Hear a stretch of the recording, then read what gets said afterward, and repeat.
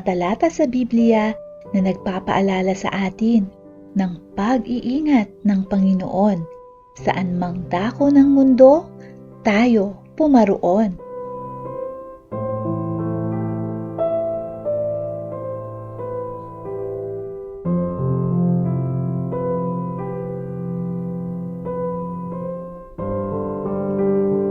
Salmo, Kabanata 139, talata 9 hanggang 10. At kung pumunta man ako sa silangan o tumira sa pinakamalayong lugar sa kanluran, kayo ay naroon din upang ako'y inyong patnubayan at tulungan.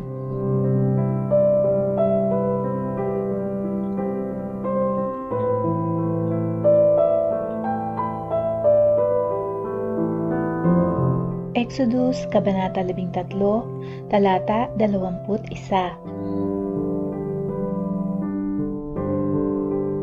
Kapag araw, ginagabayan sila ng Panginoon sa pamamagitan ng makapal na ulap. At kapag gabi, ay ginagabayan sila sa pamamagitan ng naglalagablab na haliging apoy na nagbibigay sa kanila ng liwanag para makapaglakbay sila araw man o gabi.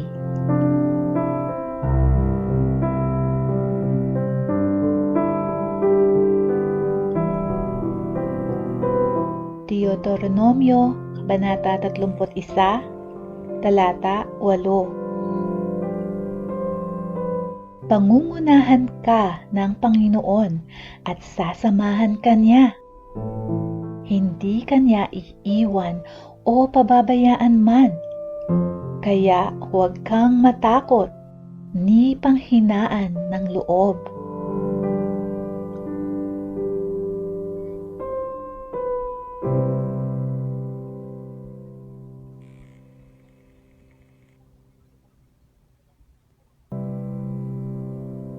Salmo, Kabanata 121, talata 7 hanggang 8.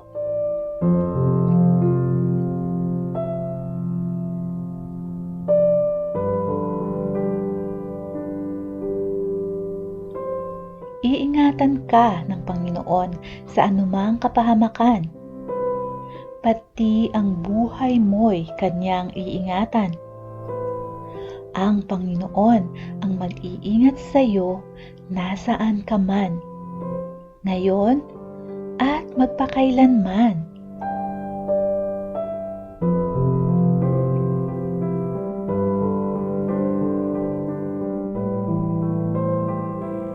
Kawikaan, Kabanata 3, talata 23 hanggang 24. Mabubuhay kang ligtas sa anumang kapahamakan. Makakatulog ka ng mahimbing at walang kinatatakutan. Dahil makakaasa ka na babantayan ka ng Panginoon at ilalayo sa kapahamakan.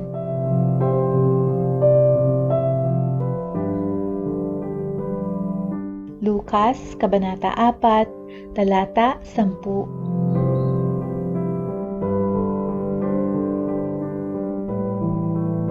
Sapagkat sinasabi sa kasulatan, uutusan ng Diyos ang kanyang mga anghel na ingatan ka.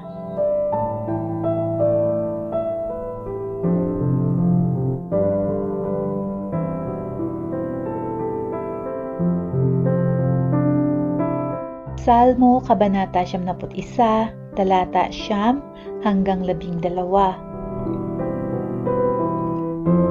Dahil ginawa mong kanlungan ang Panginoon, ang kataas-taasang Diyos na aking tagapagtanggol. Walang kasamaan, kalamidad o anumang salot ang darating sa iyo o sa iyong tahanan. Dahil uutusan ng Diyos ang kanyang mga anghel upang ingatan ka saan ka man magpunta.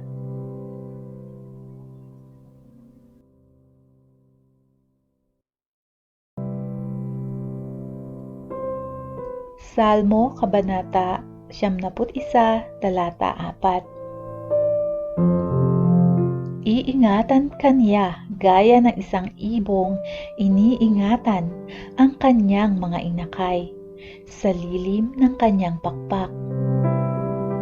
Iingatan ka at ipagtatanggol ng kanyang katapatan.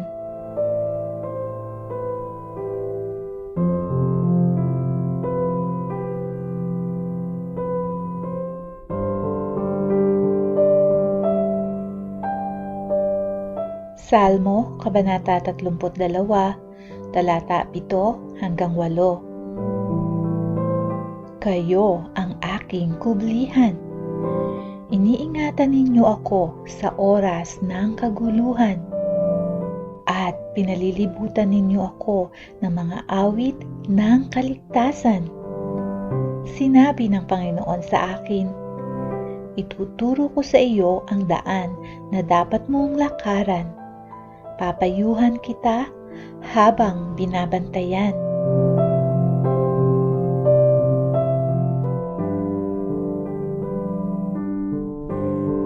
Salmo, Kabanata 121,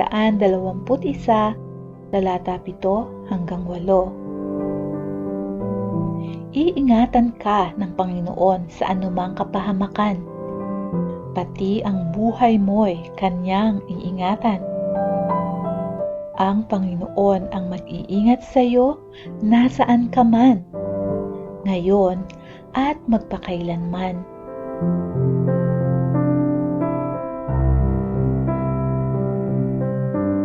Salmo, Kabanata 23, talata 3 hanggang 4. Panibagong kalakasan ako'y kanyang binibigyan. Pinapatnubayan niya ako sa tamang daan upang siya'y aking maparangalan. Kahit tumaan ako sa pinakamadilim na libis, hindi ako matatakot dahil kayo ay aking kasama. Ang dala niyong pamalo ang sa akin ay nag-iingat. Ang inyo namang tungkod ang gumagabay at nagpapagaan sa aking kalooban.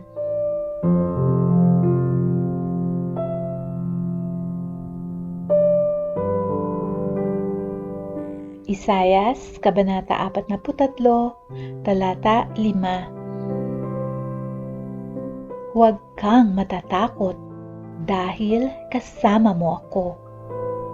Titipunin ko ang iyong mga lahi mula sa silangan hanggang sa kanluran.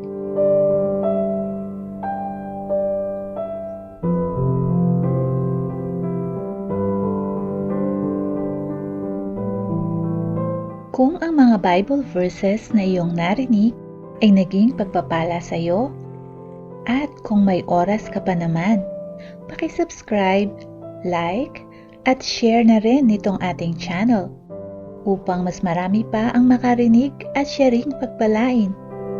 Thank you for listening. Hanggang sa muli!